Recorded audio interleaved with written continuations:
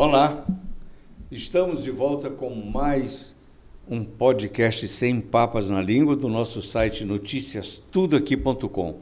É um prazer enorme esse encontro com você. Você sabe que eu tenho 63 anos fazendo isso, fazendo jornalismo, fazendo para você. E tenho um prazer muito grande pelo que eu faço. Eu sou um cara que me encontrei com aquilo que gosto de fazer. Porque eu gosto de trazer para você informações sérias, seguras, de pessoas comprometidas com você, com a sua cidade, com a sua sociedade, com o seu ambiente, com você. E é uma pessoa dessas que eu estou trazendo hoje. Ele cuida de uma área de desenvolvimento no município de Porto Velho. Só para lembrar, o município de Porto Velho tem Porto Velho como cidade, claro, mas tem 13 distritos, que eu não chamo mais de distrito, são cidades distritais, que só não são município, porque a Constituição não permite. Este cidadão que eu vou lhe apresentar tem um dos encargos mais importantes, que é levar desenvolvimento para estas 13 cidades de Rondônia. Está aqui com você o presidente da Agência de Desenvolvimento do município de Porto Velho, o biólogo, químico, professor acadêmico. Olha, o currículo de formação acadêmica é vasto. Te apresento o doutor Leandro Moreira Dil. Leandro Soares Moreira Dil. Leandro Soares Moreira Dil. Doutor Leandro, o senhor não tem cara de amazonense. O seu sotaque também não é daqui, né? Mas o senhor é um apaixonado por Rondônia. Bebeu da água do Madeira? Com certeza. Cheguei aqui pequeno, tinha uns 10 anos de idade e vivíamos aqui durante todo esse tempo, né? Vai fazer o quê? 30 anos de Porto Velho, né? Comeu jaraqui com farinha? Jaraqui, todos os peixes que o senhor pudesse citar aqui dos nossos rios aqui, a gente já provou, já degustou, já pescou, já pesquisou, estudou, né? Então... Mas também você conhece o vampiro dos rios da Amazônia, né? Ah, claro. Como é que é o nome dele mesmo? É o Candiru. Olha aí, rapaz, ele sabe. Né? Olha aí. Doutor Leandro, o senhor pilota uma agência de desenvolvimento. Eu estou curioso e vou perguntar logo agora. Né? Como é que se faz para atrair desenvolvimento para Porto Velho, para Rondônia, com uma dicotomia tão grande de logística? Só vou enumerar e o senhor é quem vai discorrer aqui para a nossa audiência. O nosso rio está aí, não navega mais à noite. Quando ele está cheio, que navega dia e noite, ele é aceroado. Tem áreas que, se o comandante não for de grande expertise, mesmo com ele cheio, ele não passa. Não há serviço de drenagem, há anúncios. Houve até licitações, mas efetivo, até hoje nada, 800 quilômetros. Isso foi prometido no PAC 1. Não temos aeroporto com voos com garantia. E quando o avião desce aqui, te cobra uma passagem daqui para São Paulo, daqui para Manaus, mais cara do que daqui para Paris. E só temos a BR-364, que está na iminência aí de ir para um leilão de duplicação, mas essa duplicação é só 100 quilômetros. Nós temos 1.500 quilômetros de estrada até Cuiabá, 700 até Vilhena. Então não tem duplicação nenhuma. O que tem é 100 pedágios. Eu sou um investidor e tenho dólares para investir num lugar que eu possa ganhar dinheiro. Eu serei atraído para Rondônia? Para Porto Velho, doutor Leandro? Esse é o insumo principal do desafio que nós enfrentamos à frente da Agência de Desenvolvimento. Na verdade, a própria temática de desenvolvimento, ela, digamos que na maneira como discutimos hoje, ela é bem recente. Porque falar de desenvolvimento no século passado, ali na década de 80, 90, era uma coisa, porque nós não tínhamos ainda um mundo tão globalizado, né, com as economias tão entrelaçadas como acontece hoje. E isso eleva a complexidade desse tema à enésima potência, né? E, dito isso, não se tem nem, inclusive, indicadores que possam balizar qualquer plano assertivo com relação ao tema pretendido, que é o tão desejado desenvolvimento econômico e sustentável, certo? Traduzindo, desenvolvimento econômico sustentável significa empreendimentos, negócios, indústrias. Que possam fazer o uso racional dos recursos naturais que nós temos também, né? Gerando emprego. Isso, porque se pensarmos no modelo de desenvolvimento simplesmente exploratório, sem a devida sustentabilidade, ele não é perene. Vai chegar uma hora que se exaure. Traduza para a nossa audiência o que é desenvolvimento exploratório. Bom, nós tivemos vários ciclos de desenvolvimento, principalmente na Amazônia, e aqui em Porto Velho e Rondônia não é diferente. Os primeiros ciclos foram muito pautados em ciclos econômicos extrativistas, né? A própria Estrada de Ferro Madeira-Mamoré foi construída na premissa, né, da exportação de borracha, que era uma atividade extrativista devido à grande quantidade dessa espécie que tínhamos aqui, das espécies de seringas que aqui eram encontradas, né? Depois veio outros ciclos extrativistas como o da madeira, o do ouro, né? E se nós olharmos isso dentro de um contexto histórico... O da madeira já veio na colonização, nos anos 70, né? Isso, foi depois do minério. Primeiro veio borracha, ouro, madeira, né? E aí veio, mais recentemente, a inserção da agropecuária mais tímida no início, mas são as grandes obras de engenharia que trouxeram o desenvolvimento mais perene para a região, como é exemplo das usinas hidrelétricas de Samuel e de Santo Antônio e Giral. Então, nós observamos já no passado bem recente que depois da construção das usinas, a instalação de negócios acessórios e de suporte a essa atividade trouxeram perenidade, diferente dos ciclos anteriores extrativistas, que não eram perenes. Da casterita e da madeira. Exato. Então, por isso que, quando se fala de desenvolvimento econômico, não é simplesmente o incremento financeiro da arrecadação ou da riqueza local, mas também da qualidade de vida, da infraestrutura local, para que as pessoas também possam usufruir disso e que possamos conviver pacificamente com a natureza, trazendo sobre a premissa de que a utilização racional desses recursos naturais vai garantir esse desenvolvimento perene para as gerações futuras. Porque se não for pensado nisso, uma hora vai exaurir. E exaurindo, então, que desenvolvimento foi esse? Será que foi um desenvolvimento real ou foi só um momento ali, um ciclo, né, de... Uma bolha. Exato, uma bolha, né? Então, o desenvolvimento econômico sustentável ele tem que ter essa previsão de perenidade. Ele tem que se perdurar, se perpetuar pelo menos por um ciclo maior de tempo, até que a dinâmica econômica e global venha a afetar essa dinâmica, ou até mesmo social, né? Mas o fato de você gerar, enfim, negócios que movimentem recursos, não necessariamente pode ser traduzido numa questão de desenvolvimento econômico, de desenvolvimento socioeconômico, vamos colocar assim, porque hoje se enxerga muito a questão do desenvolvimento econômico intimamente atrelada à questão do desenvolvimento social. Porque se é só o recurso pelo recurso concentrado na mão de poucos, a gente já vê que em algumas regiões, quando isso acontece, continuam-se as mesmas mazelas com relação à baixa qualidade de vida, falta de saneamento, violência. E aí é melhor deixar o dinheiro aplicado no banco, gerando juros, dá menos trabalho, não é? Exatamente. O trabalho que dá é só ir tomar um uísque com o gerente do banco de quando em vez, não é? Exatamente. Então, essa que é a visão que nós temos, né? E essa dificuldade que você colocou, eu queria comentar um pouco sobre isso, né? Da logística. Não só da logística, mas desse contexto que foi colocado com relação às dificuldades enfrentadas pela nossa região, que não é nenhum privilégio nosso. As demais cidades amazônicas enfrentam essa mesma dificuldade. A gente já andou bastante aqui pelo país inteiro, especialmente pela Amazônia, para poder ter um pouco dessa visão.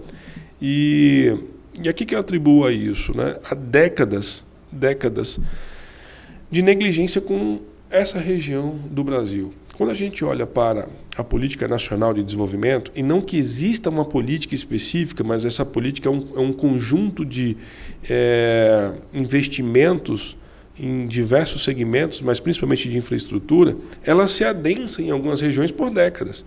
E essa região, que era pouco povoada, claro, né, tem um baixo adensamento populacional, mas não justifica o fato dela ficar de fora disso tudo. Na verdade, a região norte, né, com toda a sua riqueza, deveria ser tratado como ponto, como uma frente estratégica de desenvolvimento do país, principalmente no médio e no longo prazo, o que não aconteceu. Por isso que nós vivemos aí algumas situações difíceis na economia recente, por exemplo, porque não consegue olhar para esse potencial que essa região tem. Então, dada essa negligência e todo esse distanciamento da política nacional de desenvolvimento, né, gerando uma baixa infraestrutura local, isso dificulta o desenvolvimento da região. Né? Então, se não estiver integrada dentro do contexto de uma federação, não é Rondônia e não é a Amazônia que não vai dar certo, mas é o país que não vai para frente. Porque aquela região que acabou se beneficiando desse desenvolvimento por décadas, sozinha não vai conseguir tocar o barco. Por quê? Porque tem outras pessoas também em outras regiões.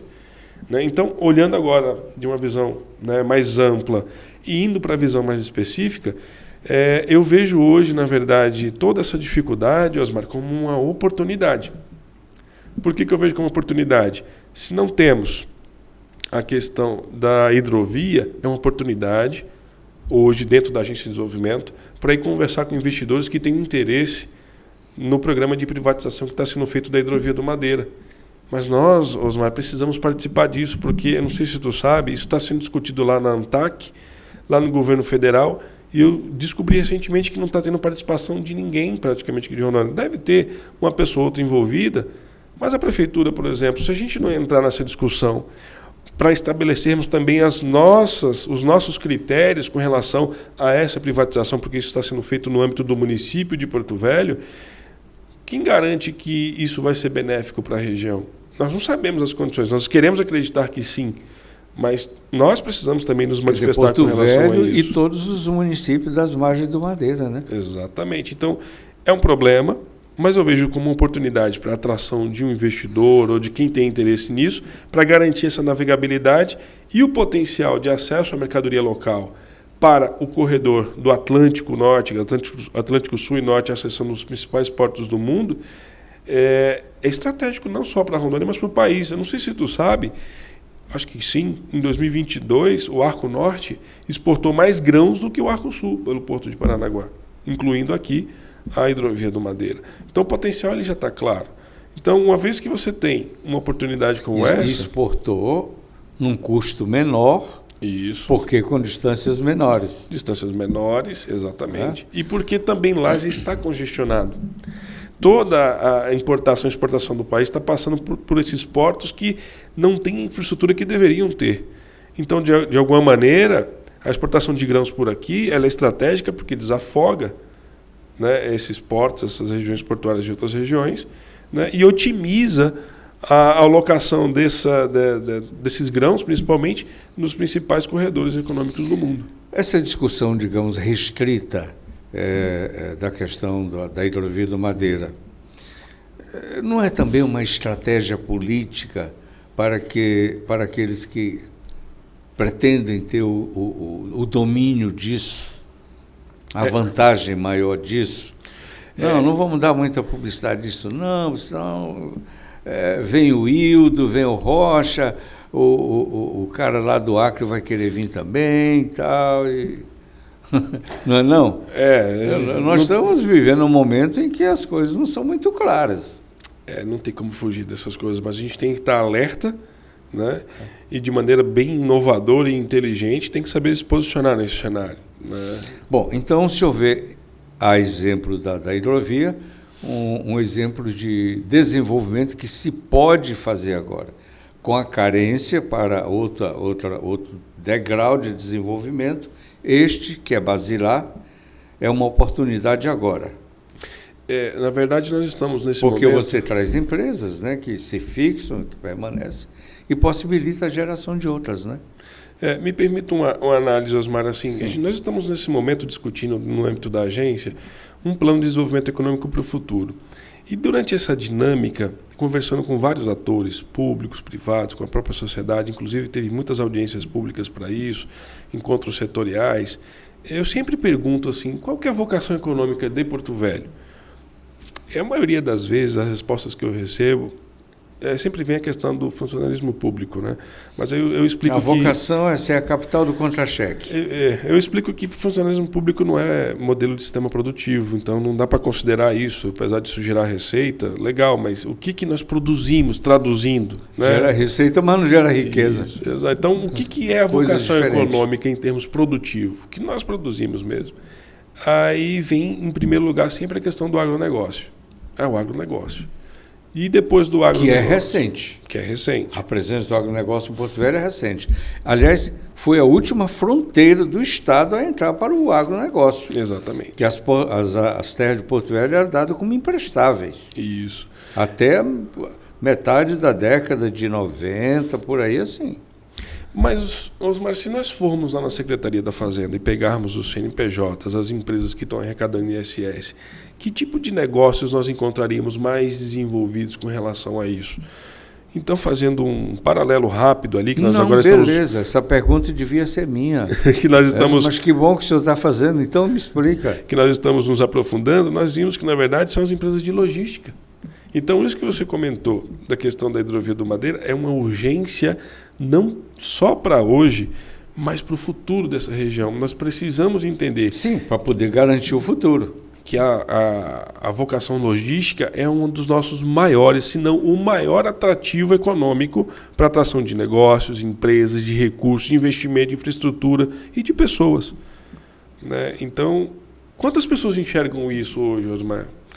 São poucas as pessoas. Pouquíssimas, né? Mas, mesmo com a questão hídrica, nos colocando esse problema muito claro na nossa frente, como nunca se vivenciou isso antes, isso é verdade. Ninguém percebe o impacto disso, acha que pode ser passageiro. Não, o ano passado, esse ano, depois volta tudo normal. Quem estuda o planeta sabe que não é bem assim. E quem quiser ver isso com seus próprios olhos, vai ali na Jorge Teixeira, bota uma cadeirinha na calçada, senta e fica contando ou vendo quantos caminhões passam por dia ali. A nossa estimativa hoje está batendo mais de 2.600 caminhões por dia na época de safra. Né? Então, a questão logística ela é latente atualmente e está aqui, piscando para a gente, olha, se a gente perder esse time, pode ser tarde demais, porque pode-se criar outros corredores de escoamento que podem inviabilizar Professor isso Leandro, acontecer aqui.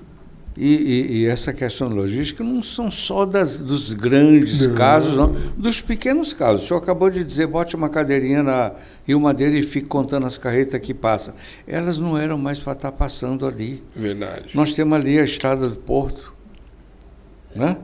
Que está parada. Um negócio de quantos quilômetros? Acho que 5 quilômetros. Não, é um pouco mais. Eu acho que são 17 quilômetros, se eu não me engano, lá. Da BR até o Porto. Da BR até o Porto, ali nas Irmãs Marcelina, por ali. Isso. 17, é? Se eu não me engano, bom, que seja 17. Mas não é nada. O que é 17 quilômetros? Isso, se o município resolvesse fazer, já teria feito. Existiu, eu não sei exatamente quais foram as condições, mas no passado houve um entendimento entre município, estado e DENIT, governo federal. Não, começou sobre com isso. o Confúcio. Confúcio foi quem sugeriu aquilo ali, lutou por aquilo, e o Estado ia fazer. Isso. Mas até que um senador entrou na história e disse, não, isso aqui passa por DENIT, o Estado tem que gastar nisso aqui. E o Confúcio também, como governador na época, se convenceu disso, passaram por DENIT e o Expresso Porto, que começou a ser inclusive asfaltado, foi abandonado. E impacta grandemente hoje a cidade de Porto Velho. E no período que estava passando, mesmo sem asfalto... Precariamente. Né? Nossa, que alívio que teve o trânsito da Jorge Teixeira. Verdade. Mas olha no que voltou a ser. Mas ainda passa algumas por lá, mas não faz nem... Porque a tendência, Osmar, é aumentar a quantidade de carretas a cada dia que passa. Sim, claro. E lembrando que não é só grãos, tá? Tem muitos produtos, eu já descobri linhas de comércio que trazem produtos de São Paulo a Manaus por essa linha aqui. Né? Então, não é só... Lembrando, por isso que eu coloquei a logística, porque você pode falar assim, mas a logística está ligada ao agro. Está ligada, mas não é exclusiva do agro. Por isso que a vocação logística para nós deveria ser a mais enaltecida de todas.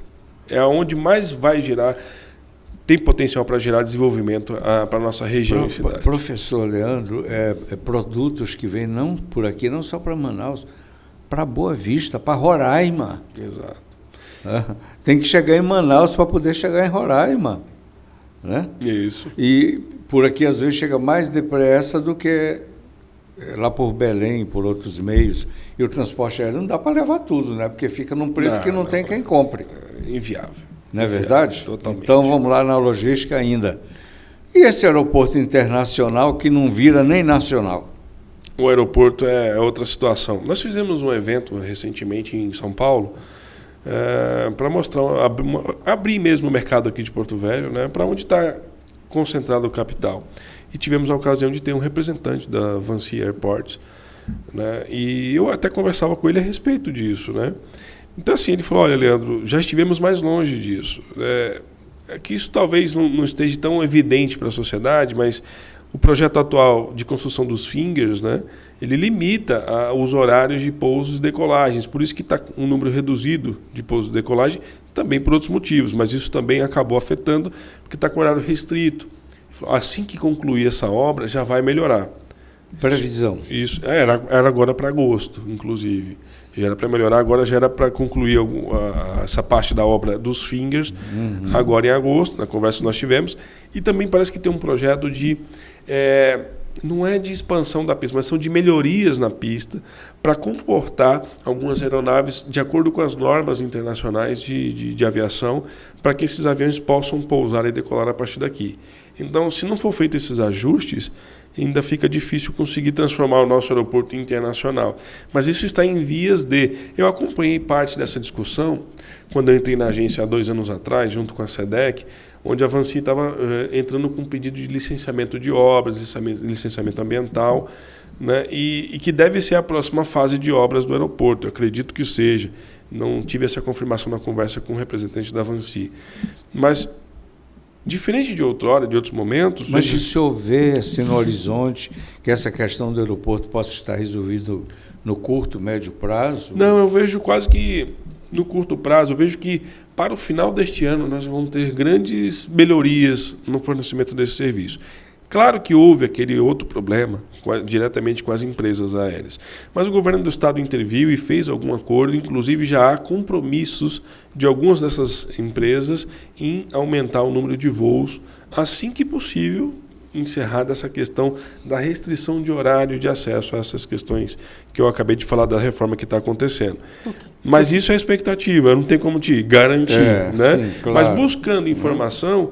A exemplo do ano passado, que estávamos totalmente no escuro, e até de 2022, que já enfrentávamos esse problema, eu já vejo uma luz no fim do túnel.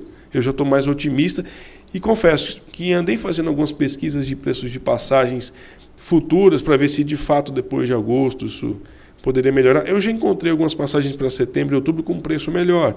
Então, eu falei, olha, pode ser que sim. Então, há evidências que mostram que sim, que possa melhorar. Bom, o senhor acompanha porque, naturalmente, é de interesse da Agência de Desenvolvimento, totalmente. Porque a questão de logística impacta nos negócios de agora e do futuro, né? Exato. Então vamos lá para o terceiro eixo de logística, BR-364. O senhor está de acordo com essa proposição que está rolando aí para o leilão de somente 100 quilômetros de duplicação e quantas barreiras de pedágios. De pedágio? Parece que 10 barreiras? Não, 10 eu acho que é no projeto completo daqui para Vilhena. Daqui para Vilhena? Entre 7 e 10 barreiras. Quer dizer, são 700 quilômetros, a cada 70 quilômetros uma barreira? Realmente está demasiado. Para você só ter 100 quilômetros de... Nós vamos aceitar isso? Né? O governo Hildo está de acordo com isso, o senhor sabe? Não, a gente tem, assim...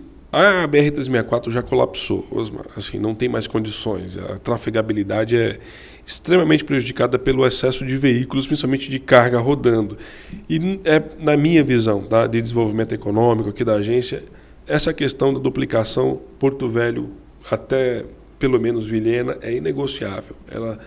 Ela já passou da hora de acontecer e não tem como. Nós estamos perdendo vidas de pessoas, estamos deixando de ganhar dinheiro por conta disso, porque ela já atingiu o limite. Então, se eu começar a trabalhar pesado na atração de investimento para cá, eu vou aumentar mais ainda essa carga rodoviária. Então, isso está me limitando, isso limita o município de Porto Velho, o estado de Rondônia, a alcançar esse desenvolvimento pleno econômico. Então, isso é inegociável. Assim, precisaria de uma comitiva de empresários, de políticos, ir a Brasília e bater o pé até que se pactue essa duplicação integral. Bom, está todo mundo voltado para a questão das eleições, né, daqui a uns dias, mas enquanto rola, os técnicos lá avançam nos projetos tirânicos dele, porque esse é um projeto tirânico. Ele nos dá muito pouco para cobrar tanto. A pessoa, uma empresa ficar 20, 30 anos nos cobrando pedágio a cada 70 quilômetros, ora, 100 quilômetros de rodovia é praticamente as áreas urbanas. Não, isso não... É a travessia das áreas urbanas só. A próxima cidade maior aqui, que já está a 200 quilômetros de Porto Velho, então não faz nem sentido, né? Assim, então, na verdade... Você paga 3 pedágios daqui para Ji-Paraná. Não, 4 pedágios daqui para Ji-Paraná. Não, 4, 5. Metade do caminho. 350 quilômetros, 5 pedágios daqui para Ji-Paraná. É uma doideira. Quem é que vai aguentar? Exatamente. Quem é que vai mandar mercadoria para Rondônia? Qual é a empresa que vai suportar?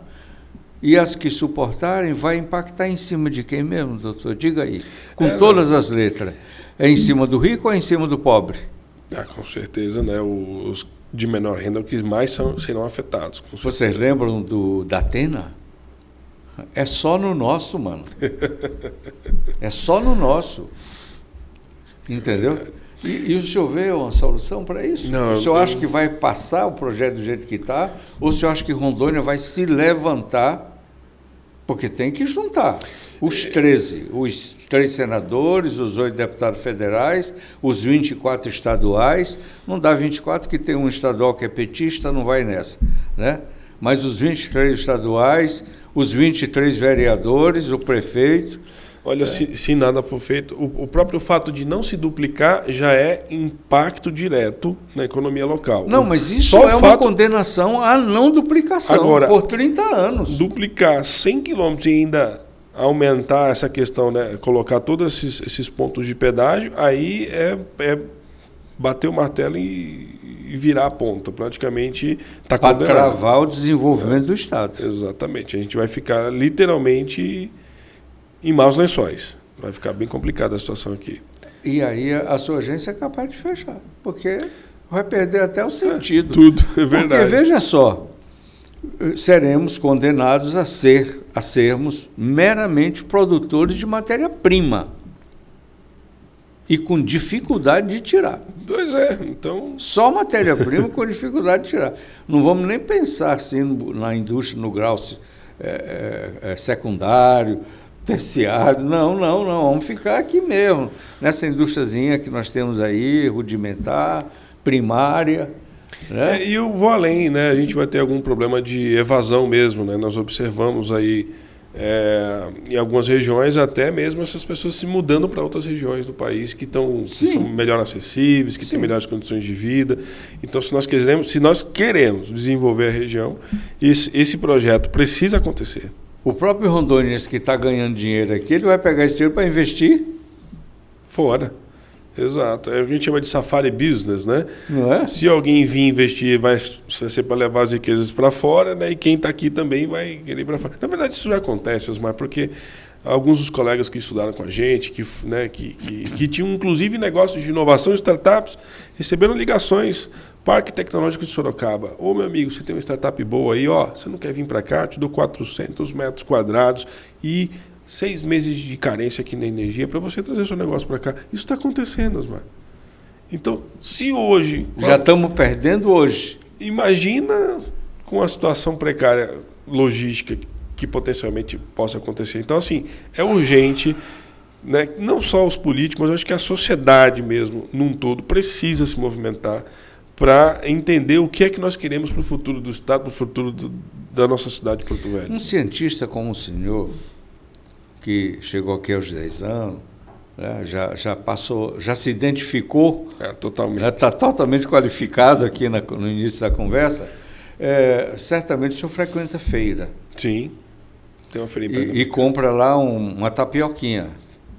Com frequência. O senhor não fica impactado de saber que aquela tapioca não é da mandioca de Rondônia, de Porto Velho, Ficamos. mas lá do Paraná? Não só isso, mas, por exemplo, o nosso Quer tomate... dizer, nós não temos uma indústria de fécula. Tomate, limão, até laranja nós importamos, pimentão, coisas básicas, que deveriam estar sendo produzidas aqui, está vindo de Goiás, Mato Grosso, e isso para mim já é um problema. Nós temos discutido isso, existe solução, Osmar. Inclusive tem um colega aqui, um doutor, doutor Ramage, ele tem um projeto incrível na área de produção de tomate em estufas. Ele não consegue viabilizar aqui, difícil, está há 2 anos tentando acessar crédito, tentando acessar as condições para desenvolver esse projeto aqui. O projeto dele é inovador. Ele andou pelo mundo, ele já morou em Tóquio, na Holanda, e trouxe para cá uma tecnologia que ele desenvolveu, que as estufas deles, ele tem pés de tomate, que um pé de tomate no Brasil, a média é 6 quilos, o pé dele é 18 quilos. Nossa. E os tomates deles são muito maiores, e outra, por serem estufas, não tem uso de agroquímico, não tem inseto, não tem nada, é totalmente orgânico. Não tem bactéria, não tem coisa nenhuma. Ele já vem pronto, né? E aí tudo isso é o quê? Tecnologia. Tecnologia mesmo de ponta, tem um acrílico que faz a dispersão da luz para pegar a incidência solar da pontinha da planta até embaixo, a quantidade de água, os nutrientes cuidadosamente medidos para cada uma delas, e a produtividade é gigante. A gente poderia dominar a produção de tomate com isso aqui. Nós precisaríamos, de alguma maneira, alavancar esse tipo de negócio aqui, mas a gente encontra ainda dificuldades para que isso aconteça. Por isso que o trabalho da agência é importante, para criar esse ambiente de negócio que seja atrativo, acolhedor para esse tipo de inovação. Pô, nós estamos falando muito de Porto Velho, mas o senhor tem as cidades distritais com 40 mil habitantes urbanos, 30 mil, 25 mil, né? Toda essa sua preocupação de desenvolvimento sustentável, de atração de negócio ou de criação de ambiente para negócios, certamente passa por essas cidades, ou não? Com certeza. Na verdade, o celeiro produtivo do município de Porto Velho reside nesses 2 ambientes. É esses 2 ambientes que vão tirar a peixe de capital do contra-cheque, né? Exatamente. Vamos lá. Alto Madeira. O agro é fato, já está consolidado, os distritos estão melhores consolidados também, e o potencial ainda para a produção, não só agrícola, mas até para a área de bioeconomia, energias renováveis, como são as 2 usinas. Qual outro município no país que tem 2 usinas desse porte, né? Então, tem um potencial gigante. Nós estamos trabalhando... E que tem 13 cidades para impulsionar sua sede. Isso, mas estou falando do Alto Madeira. Uhum. Estamos agora conversando com um investidor que está interessado em criar o Vale da Macaúba, ali na região de Nova Mutum, por exemplo. Por quê? Porque a macaúba, não sei se você sabe, é uma planta, uma palmeira. Você conhece a macaúba? Macaúba, sim, conheço a palmeira. Que ela produz 6 vezes mais óleo por hectare do que a soja. Você sabia disso? Já sei. Recentemente também conhecimento. 6 vezes mais. E a torta que sobra disso tem 38% de proteína. Pra você ter ideia, o frango tem 32% de proteína, né? Então, é incrível esse ecossistema. E aqui tem muita macaúba, tem muito babaçu, tem muito inajá, tem bastante aqui. Ninguém disse isso pro Lula. Se tivesse dito, ele não teria oferecido o pé do frango, teria oferecido macaúba. É verdade. Então, esse investidor quer criar todo um ecossistema na região de Nova Mutum, que ele está chamando de Vale da Macaúba. Ele quer plantar 5 mil hectares de macaúba, que vai produzir 18 milhões de litros de óleo de macaúba, que dá para fazer querosene de avião, dá para fazer biocombustível, dá para fazer base para medicamentos, indústria alimentícia, ração animal. E ele está tendo a mesma dificuldade do moço que quer investir no tomate? Ou o caminho está mais livre para ele? Não, ele também está enfrentando as mesmas dificuldades, mas a diferença é que tanto o Ramage do tomate quanto o Maurício Conte aqui da Macaúba hoje podem contar com a agência de desenvolvimento para ajudá-los. Recentemente, essa semana, nós pegamos alguns representantes do Vale da Macaúba e levamos até Nova Mutum para conversar com representantes da COP Giral e também da usina hidrelétrica de Giral, que já tem projetos na região.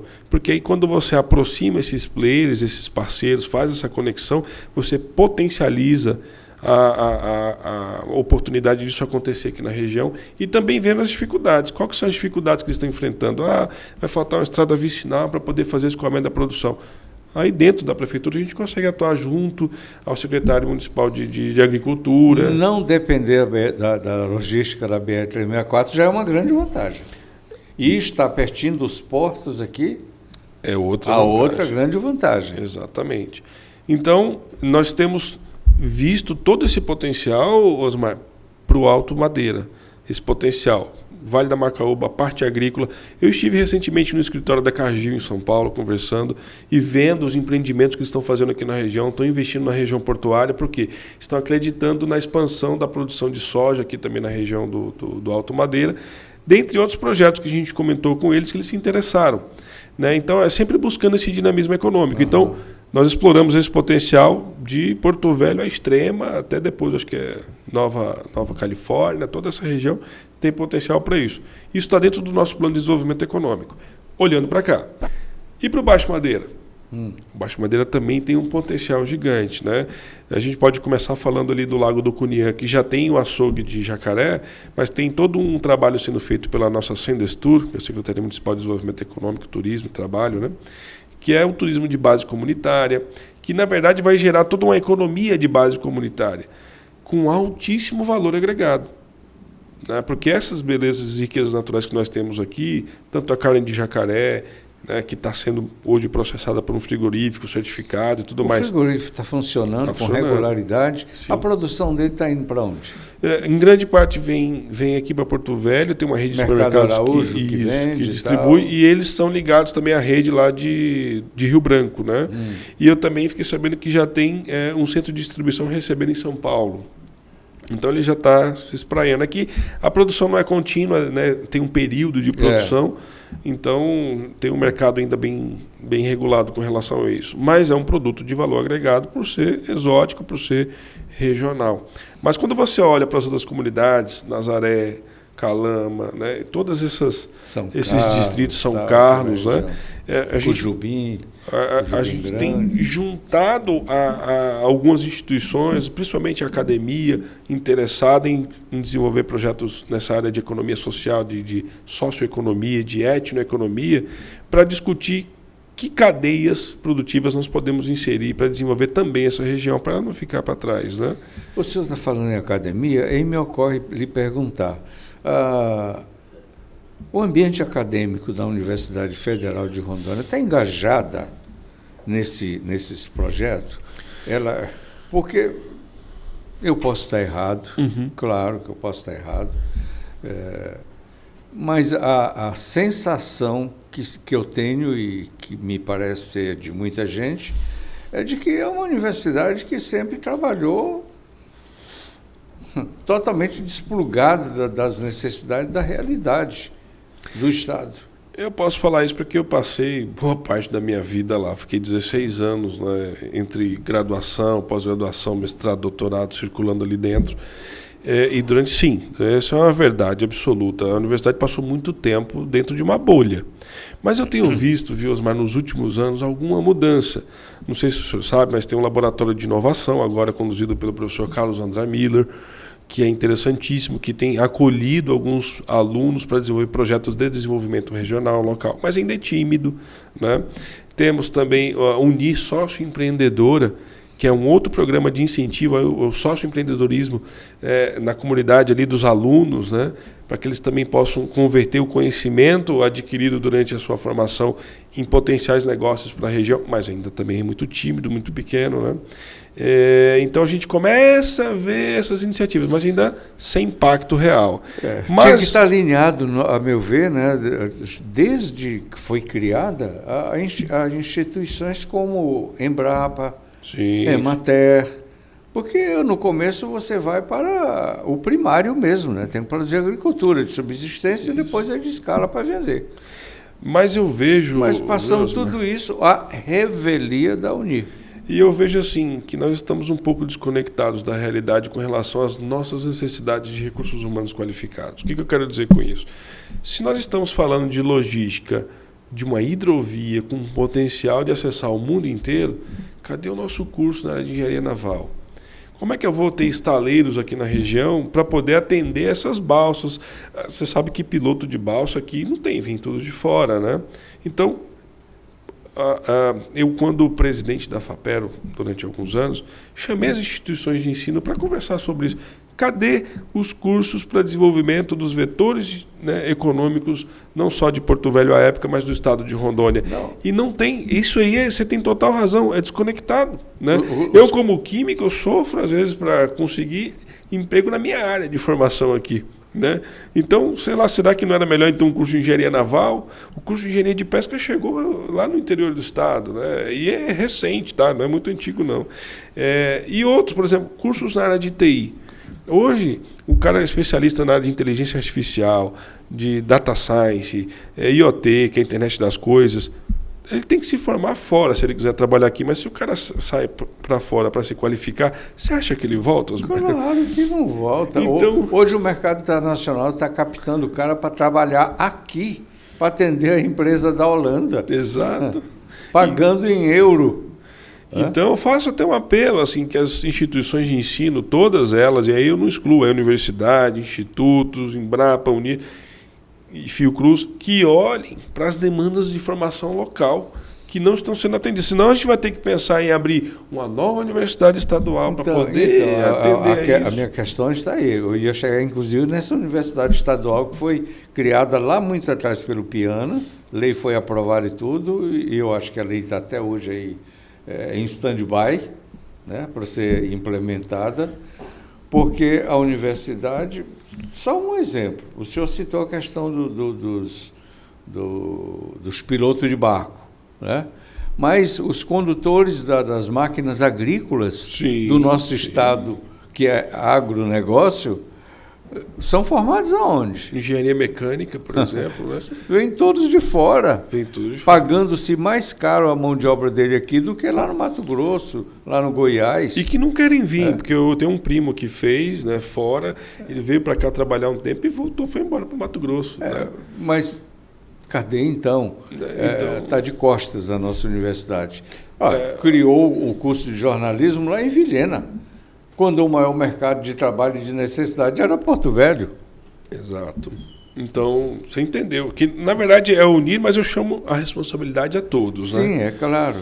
E de uma maneira que a gente pudesse olhar isso de uma maneira estratégica. Cadê o nosso plano de desenvolvimento, o nosso plano de formação qualificada de médio e longo prazo, para que também ninguém fique competindo, porque daqui a pouco todo mundo abre o mesmo curso. Não, peraí, fulano, você abre esse curso, eu abro esse curso, você abre esse curso, e vamos atender essas demandas locais. Claro. Agora, não ter universidade estadual para atender essas demandas que não estão sendo atendidas é outro erro estratégico.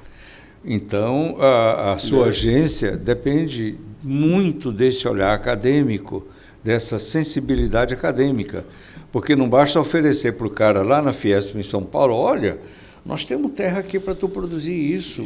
Olha, nós temos aqui excesso de produção disso para você transformar, tal. Se você também não tem a mão de obra, ele vai fazer o quê? Esse é um gargalo. Você, na verdade, a gente falou de muitos problemas, viu, Osmar, mas esse é a pedra no sapato do desenvolvimento regional do estado de Rondônia e de Porto Velho. Quando eu pego os indicadores de desenvolvimento social e econômico do Brasil inteiro, incluindo Porto Velho, e Rondônia, você vê que o capital qualificado, o capital intelectual é o pior de todos. É o que mais leva a gente para baixo nos indicadores. É a falta de recursos humanos qualificados. E aí um paradoxo. Você forma.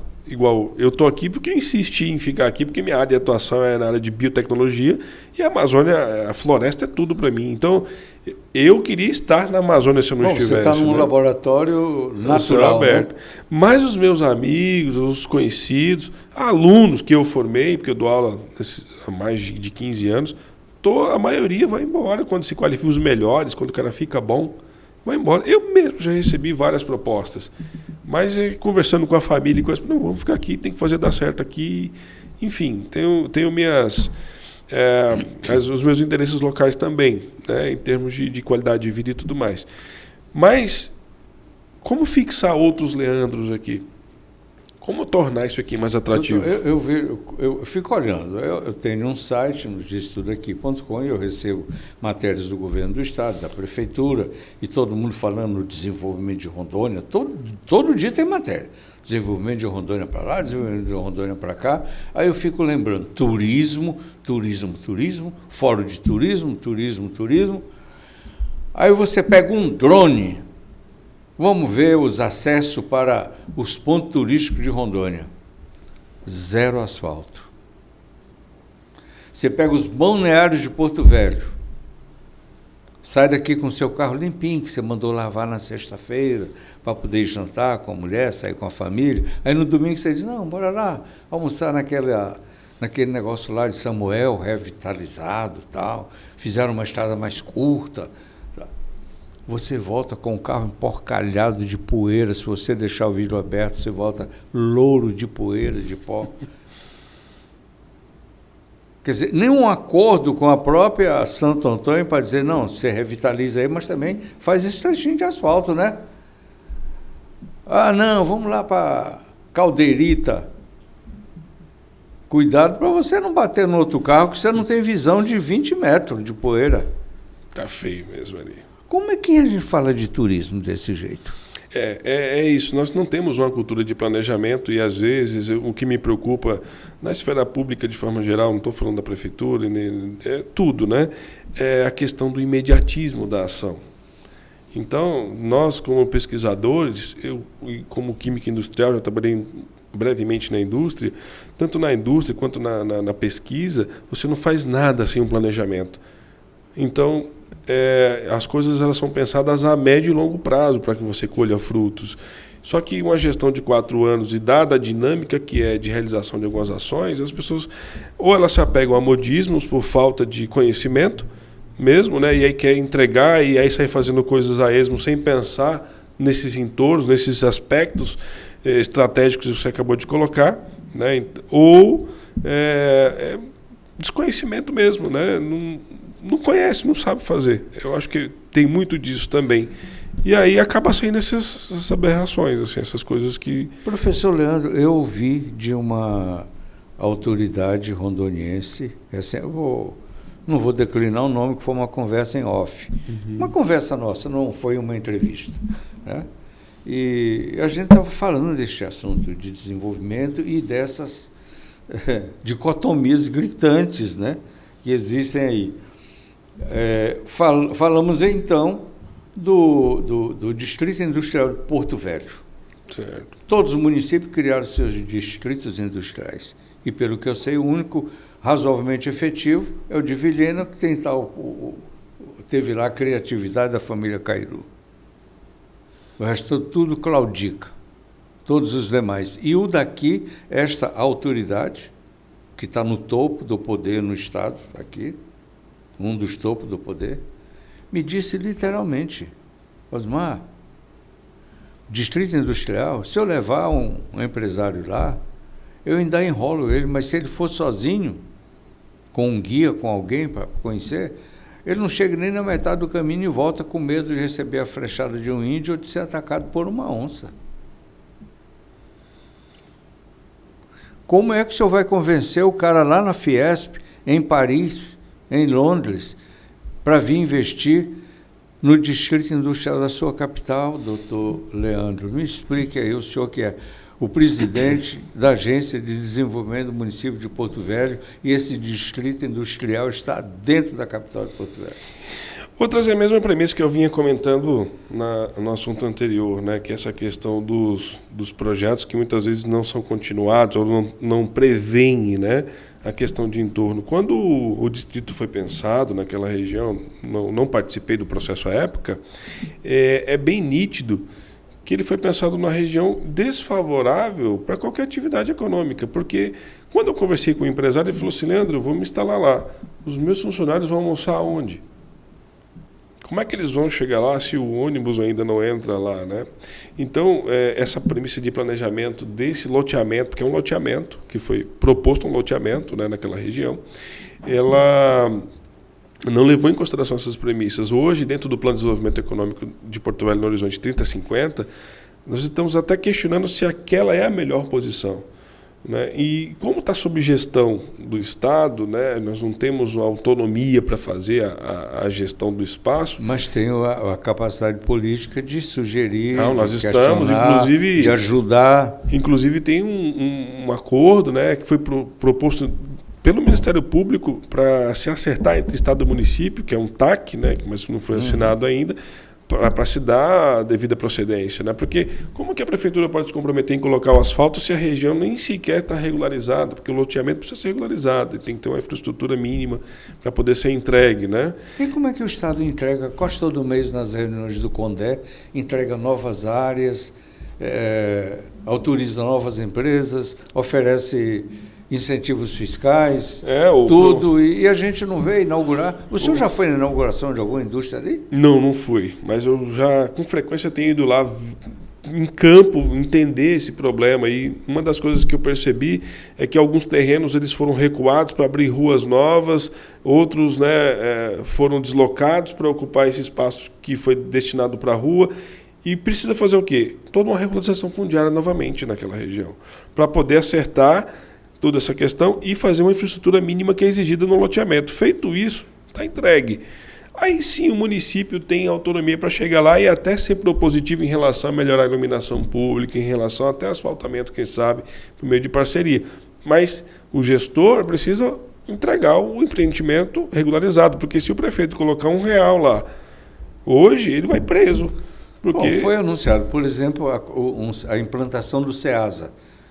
Seria o SEASA do Estado, não era nem da capital. Foi mostrado mesmo lá um galpão onde se gastou alguns milhares de reais. Isso, mas não vi mais nada. O que aconteceu? Então, o SEASA... Não é da sua área, mas talvez o senhor, por estar atuando no meio, saiba. Não, está dentro lá do nosso escopo a questão de apoiar, né, o governo do Estado na questão do SEASA. Mas... quando foi feita a inauguração, teve uma inauguração, tem até as fotos na internet, né, dos produtores, mas não tinha infraestrutura acessória para isso, né? As câmaras frias, né, toda uma parte de triagem, lavagem dos produtos ali que foram recebidos, depósitos. Então, o SEASA depende dessa infraestrutura para que ele atraia esses produtores para lá e também... Não é uma feira, né? Não é uma feira de rua, né? Exato, não é. Tem procedimento, né? Você tem que seguir procedimento sanitário, inclusive que é implementado pela vigilância sanitária, né? Então tem que seguir todos os preceitos. É mais parecido com a indústria, tá? É como se fosse uma indústria alimentícia ali. Então, por conta dessa falta de infraestrutura, mais uma vez foi um projeto descontinuado. Eu espero que em breve a gente possa estar apoiando de alguma maneira para que isso aconteça. Doutor Leandro, olha, nem parece. Pode falar. Não, só contextualizando também a questão do Distrito Industrial, nós discutimos recentemente junto com a Secretaria de Planejamento essa questão que eu comentei dessa dissociação do Distrito Industrial da cidade.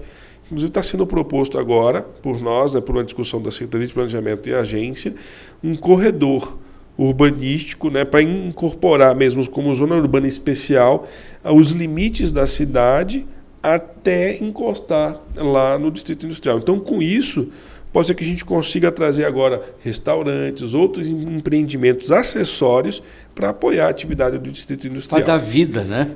Da dinâmica, isso, né? Mas já estamos também pensando na possibilidade de que hoje logisticamente falando, é mais interessante um distrito industrial, não só industrial, mas quem sabe até mais comercial, né, que não se limite apenas à indústria, mas algumas modalidades associadas a sistemas produtivos, naquela região ali da Penal, mais próxima à região portuária. Né? Inclusive, nós encontramos uns mapas do Ministério dos Transportes com o traçado da ferrovia. Então, olhando o traçado da ferrovia, a dinâmica econômica, o crescimento da cidade naquela região, a região portuária, faria mais sentido esse deslocamento para aquela região.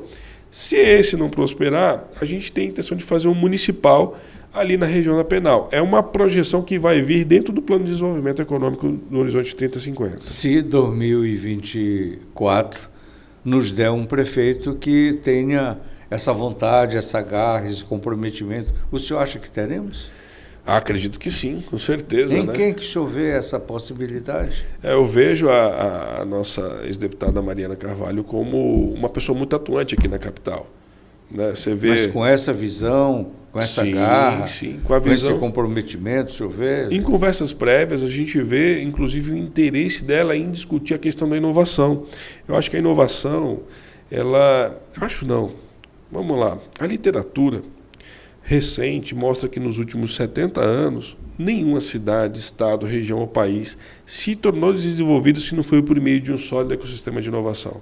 Então, a existência da agência não faz sentido se a cidade não pensar num ecossistema de inovação. Então, dentro do Plano de Desenvolvimento Econômico, está sendo, neste momento, elaborado uma minuta da Lei de Inovação Municipal e um Fundo de Inovação Municipal, porque esse é um instrumento para garantir, Osmar, que o distrito industrial, que a hidrovia e que outros empreendimentos para o desenvolvimento econômico possam ter sucesso. A ausência desse instrumento é que causa toda vamos dizer, esse atraso no desenvolvimento. Então, dentro do plano tem que ter um instrumento, esse é um dos instrumentos. E conversando com ela, a gente vê que ela tem muita aderência na questão da inovação. Então, se o município seguir esse caminho do plano, ele vai ter muito sucesso. Por quê? Porque nós não estamos inventando a roda, estamos pegando aquilo que outras regiões já fizeram e adaptando para as condições locais. E entendemos que esse é o motor que vai impulsionar o desenvolvimento regional. Então, ela já se mostrou muito favorável e muito interessada no assunto, e não só ela, como também o Maurício Carvalho, que vem fazendo a atuação também à frente aqui do Estado. Qualquer um que ganhar, que tenha essa visão, né, o Elo, o Léo ou um outro... né? Mas aí eu faço um destaque, Osmar. Eu não conheço na verdade teve um que foi o Confúcio que criou a Fundação de Amparo à Pesquisa, né? Que era governador à época, mas do Legislativo, que tenha levantado a pauta da inovação e desenvolvimento econômico, eu só conheço por ter conversado durante todo esse tempo a Ieda Chaves, que está começando esse trabalho agora de desenvolvimento socioeconômico, a Mariana e o Maurício, que vieram conversar acerca dessa intenção de apoiar a questão da inovação. Então, com certeza, eu fico muito esperançoso se isso acontecer, porque aí eu começo a vislumbrar aquilo que a gente falava no início, do real desenvolvimento da cidade por meio de um sólido ecossistema de inovação. É a agregação de valor à nossa produção local, aos nossos serviços. Se isso ocorrer, então ocorrerá o desapego do título de capital do contra-cheque. Com certeza, com certeza. Até para atração de investimento, você falar que tem um ecossistema de inovação é muito mais fácil, porque dentro do projeto tem, por exemplo, a gente chama de distrito de inovação, mas não é igual ao distrito industrial. É uma área da cidade para adensar negócios de tecnologia. Até isso está previsto no médio prazo, né? Então, isso facilita a atração de outros grupos econômicos. Vamos dizer, o nosso Vale do Silício. Exato. Por exemplo, uma parte do estudo diz que, pela questão logística, a instalação, por exemplo, de um servidor da Google aqui favoreceria a conexão de todos os países andinos com o mercado brasileiro e argentino e até aqui do sul-americano de forma direta e também com a América do Norte. Né? Então, até isso a gente trabalha do ponto de vista estratégico. Né? Doutor Leandro, nosso tempo... acabou. É 1h e passa que a gente não percebe. Mas parece que faz 15 minutos. Então, o senhor falou dos países vizinhos, era uma coisa que estava na minha cabeça trabalhar com o senhor, conversar um pouco sobre isso. Tem muita coisa. Porque é claro que nós temos que olhar para o mercado consumidor que está aqui do lado. Sim, e já vieram aqui, tá, Osmar? Não é? Fizemos um evento ano passado, os prefeitos das cidades latinas vieram aqui a Porto Velho. Não, o intercâmbio de negócio, tanto eles levando produto nosso, como produto deles que nos interessam. O sal, por exemplo, é um deles, né? Sem contar em ser a porta de entrada também desse turismo que tem Machu Picchu, que tem no Peru, que tem aqui na Venezuela, que tem na Colômbia e Bolívia. A duras penas, a transcontinental está saindo, né? Está saindo. Bom, do lado internacional. Doutor Evandro, para encerrar, eu vou deixar com o senhor duas questões para o senhor discorrer sobre elas e, em seguida, o senhor dizer para a nossa audiência qual é o legado que a Agência de Desenvolvimento de Rondônia deixa ao final desse mandato, em 31 de dezembro, para o prefeito que vier. A questão é a seguinte: esta semana, Porto Velho foi alvo de uma notícia extremamente desagradável e vergonhosa. A pior capital do Brasil, a pior cidade do Brasil para se viver. Por conta, claro, nós somos a pior cidade com condições de saneamento básico.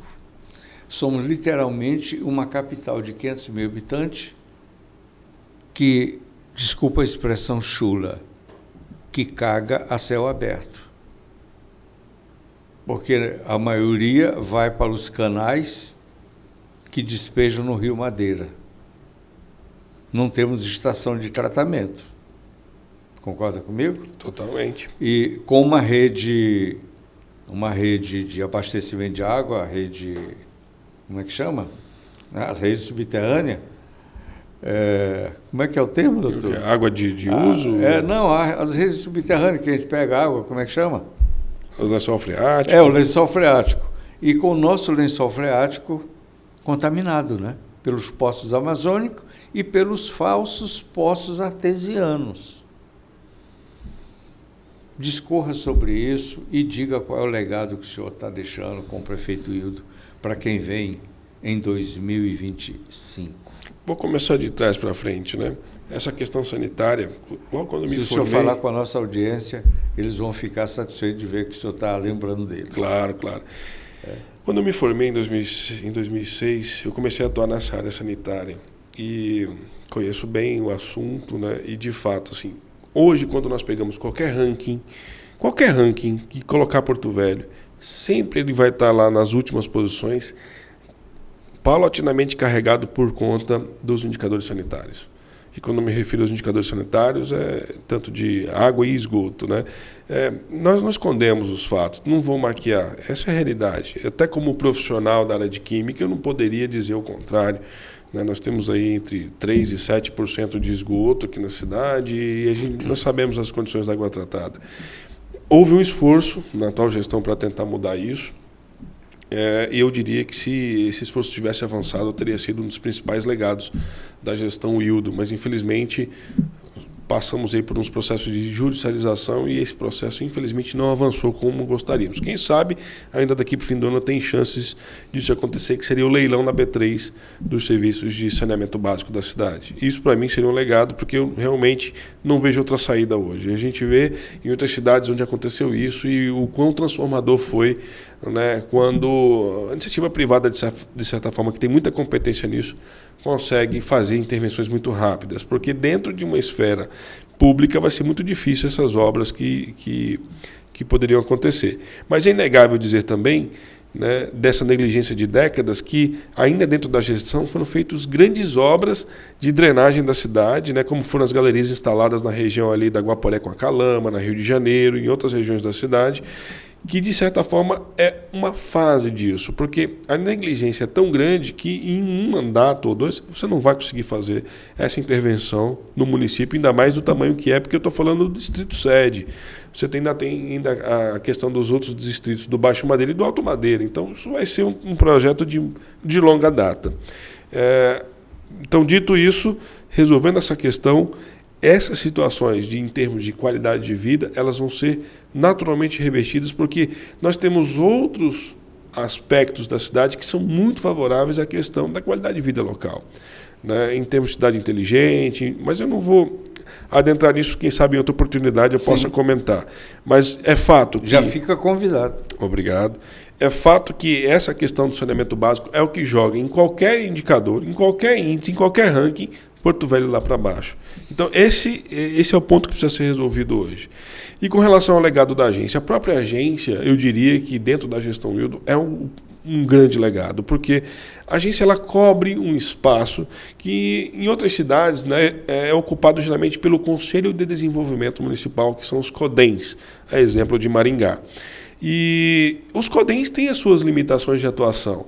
E a agência ela foi criada de uma maneira muito inovadora, que ela consegue cobrir tanto a visão do CODEN, que é pensar a cidade, principalmente no médio e longo prazo, do ponto de vista estratégico ao desenvolvimento econômico, mas consegue também atuar de forma a intervir, né, por meio de ações pactuadas diretamente com as secretarias, coisas que os CODENs não têm.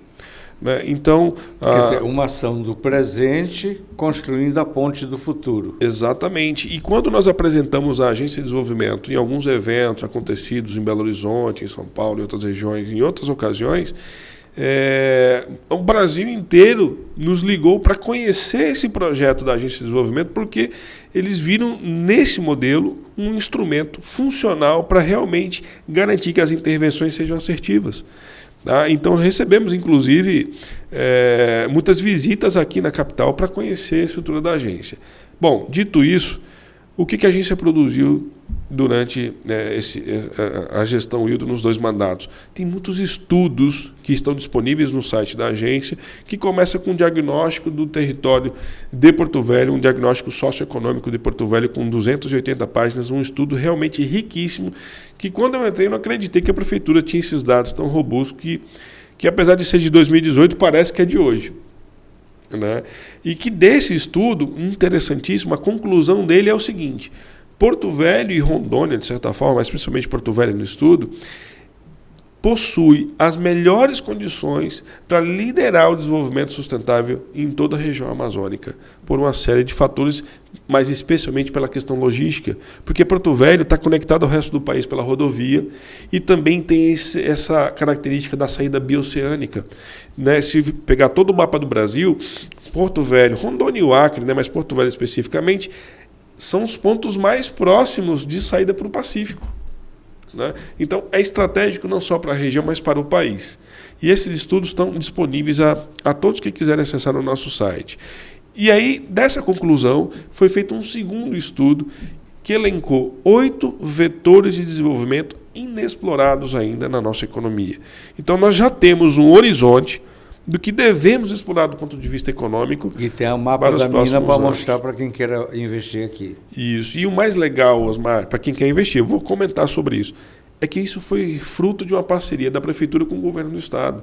O Governo do Estado financiou esse estudo, tá, por meio da SEDEC, e os 8 vetores são turismo sustentável, mineração sustentável, florestas plantadas, concessão de florestas, bioeconomia e biotecnologia, energias renováveis e agricultura de baixa emissão. E em cada caderno setorial, que juntos somam mais de 1.200 páginas, tem um plano de ação para o curto, médio e longo prazo. Ele foi lançado recentemente.